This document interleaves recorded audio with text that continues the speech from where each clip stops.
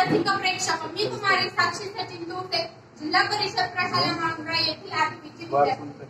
विषय सादर करते माझा प्राणवायू मलाच निर्माण करायचा आहे. आणि हा प्राणवायू कसा निर्माण करावा लागेल याचा मी विचार करत होते. तर यासाठी गरज आहे की वृक्षांची, वृक्षारोपण करण्याची. आपण जर वृक्षारोपण केले तरच आपल्याला प्राणवायू मिळू शकतो, अन्यथा नाही. म्हणून वृक्षारोपण करणे ही काळाची गरज आहे. पण खरंच वृक्षारोपण करणे ही काळाची गरज आहे का? तर हो, कारण लोकसंख्येच्या भस्मासुराचे चोचले पुरवता माणूस स्वतःचाच कथनकार कधी होऊन बसला आहे त्याचं त्यालाच कळालं नाही. अहो, या स्वार्थी माणसाने स्वतःच्या गरजा भागवण्यासाठी स्वतःच्याच दुष्टकृत्याने स्वतःच्याच पायावर भूमिका पाडून घेतला. विकासाच्या नावाखाली औद्योगिकरण, लोहमार्ग, रस्ते, फर्निचर यांसारख्या कित्येक कारणांसाठी बेसुमार वृक्षतोड. या बेसुमार वृक्षतोडीमुळे झाडांची संख्या कमी झाली, जमिनीतील पाण्याची पातळी खाली गेली. अहो, आज पृथ्वीवरील ओझोन वायूचा थर कमी होऊन पृथ्वीवरील तापमानात वाढ होत आहे. आणि याच ग्लोबल वॉर्मिंगमुळे ध्रुवीय प्रदेशातील बर्फ वितळून समुद्राच्या पाण्याची पातळी वाढण्याची शक्यता आहे. आणि हे जर असेच सुरू राहिले तर आज दिमाखात उभी असलेली समुद्राकाठची सुंदर शहरे भविष्यात पाण्याखाली जातील. हो, या वृक्षतोडीचे दुष्परिणाम म्हणजे आज डोंगर ओस पडतील आणि शहरी भागावर वन्य प्राण्यांचे हल्ले तर सुरूच झाले आहेत. अहो, ही तर फक्त सुरुवात आहे, शेवट आपल्यावरच होणार. ही तर फक्त सुरुवात आहे, शेवट आपल्यावरच होणार. आज आपल्या दाराच्या उंबरठ्याशी महापूर, ओला कोटा, दुष्काळ अशा कित्येक समस्या येऊन थांबल्या आहेत. त्यांनी जर उंबरठा ओलांडून घरात प्रवेश केलाच तर दिसेल तो फक्त उद्ध्वस्त झालेला माणूस. आणि हा उद्ध्वस्त झालेला माणूस वसुंधरेच्या शोधात पुन्हा इथेच येऊन शेवटचा श्वास घेणार. ही भीती नव्हे तर हेच वास्तव आहे. आठवा जरा रायगड जिल्ह्यातील इर्छाळवाडी गाव अख्खी जीवसृष्टी डोंगर तळ्याखाली गाडली गेली. तिथे रडायला सुद्धा कोण उठलं नाही. अहो, गेल्या काही वर्षात झालेल्या कोल्हापूरच्या महापुरातही कित्येकांनी शेवटचा श्वास घेतला. आज त्यांच्यावर ही वेळ आलेली आहे, उद्या आपल्यावर येईल. कारण ते जरी जातात असले ना तरी आपण सुरुवात आहोत हे लक्षात ठेवा. अहो, जे वृक्ष मुळापासून शेंड्यापर्यंत आपल्याला कल्पवृक्षाप्रमाणे कामी येतात, कुठल्याही प्रकारचा एकही पैसा न घेता लाखो रुपयांचा ऑक्सिजन पुरवतात, त्याच वृक्षांच्या मुळावर आपण घाव घालतो आहोत.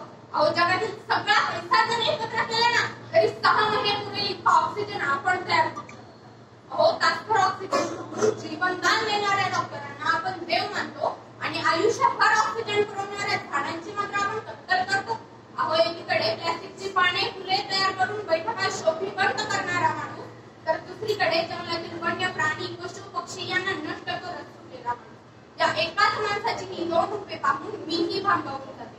निसर्गाने हे सुंदर विश्व निर्माण केलेले आहे. जेवढा या धर्तीवर आपला अधिकार आहे ना तेवढाच तो वन्य पक्षी, पशु, प्राणी यांचाही आहे. यांचीही ती धरणी आहे, यांचीही ती सृष्टी आहे, त्यांचेही अस्तित्व महत्वाचे आहे. आज पशु पक्ष्यांद्वारे बीजप्रसार होऊन वनस्पतींची वाढ होत आहे. आणि याचमुळे वन्य प्राणी हे वनराईस नवचैतन्य आणतात. भारतात 18 पकड जातीत माझाच धर्म मोठा, भारतात 18 पकड जातीत माझाच धर्म मोठा.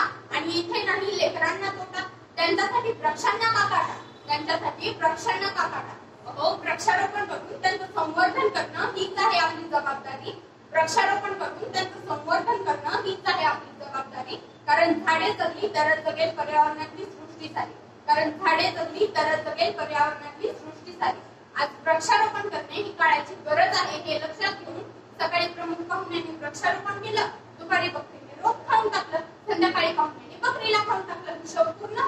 आज दरवर्षी 1,02 कोटी वृक्ष, 1,02 कोटी वृक्ष, पुन्हा त्याच खड्ड्यात नवे नवे झाड आहे. झाडांच्या आकडेवारीची कागदावरच वाढ. महोदय, झाडांची आकडेवारी वाढू नका खोटी खोटी. महोदय, झाडांची आकडेवारी वाढू नका खोटी खोटी. वृक्षारोपण करा आपल्या आयुष्यात. आपण जर एकाच वर्षी लावलेले झाड नियमितपणे वाढवले असते तर आज वृक्षारोपण करणे ही काळाची गरज वाटलीच नसती. वृक्षारोपण केल्याने जमिनीतील पाण्याची पातळी वाढेल, परिणामी आपला शेतकरी राजा सुखी संपन्न होईल, तो आत्महत्या करणार नाही आणि अवघ्या पृथ्वीचेच नंदनवन होईल.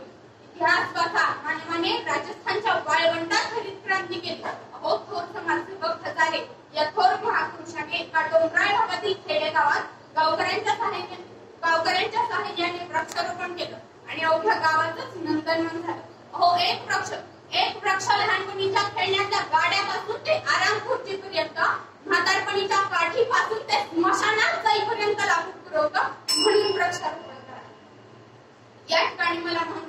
गावापर्यंत दोन सुंदर ओळी आठवतात. सांगा कसं जगायचं, सांगा कसं जगायचं, कणात कणाती गाणं म्हणत हे तुमचं तुम्हीच ठरवा. याच काही वर्षात आपण सांगली कोल्हापूरचा पूर पाहिला, अभिनय क्षेत्राचा शूर पाहिला, हिरवा भगवा एक पाहिला. या सर्वांना एकच विनंती करेन की जर पृथ्वीला वाचवायचे असेल आणि पृथ्वीवरील सजीव सृष्टीला नवे जीवनदान द्यायचे असेल तर आधी वृक्षारोपण करा. त्याशिवाय प्राणवायू निर्माण करणं अशक्य आहे. एवढे बोलून मी माझे 2 शब्द संपवते. जय हिंद.